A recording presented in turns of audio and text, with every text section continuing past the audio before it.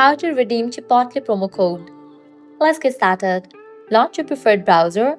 In the search box, type in Chipotle promo code and then search for it. With that, different website links will appear.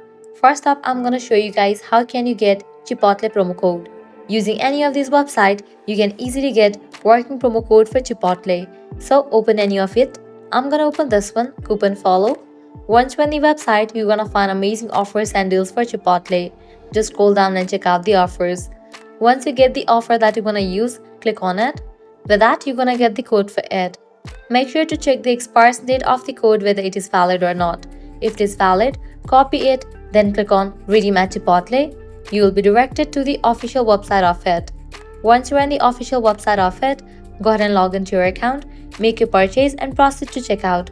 While you're on the checkout page, you're gonna find this section of codes. Over there, type in this code and then confirm your purchase. With that, the code will be redeemed and you'll get certain amount as a discount. So this way you can easily redeem Chipotle promo code. You can also use other codes given over here. So that's a wrap for this video. If this guide was helpful, do not forget to like, share and subscribe to our channel. Thanks for watching.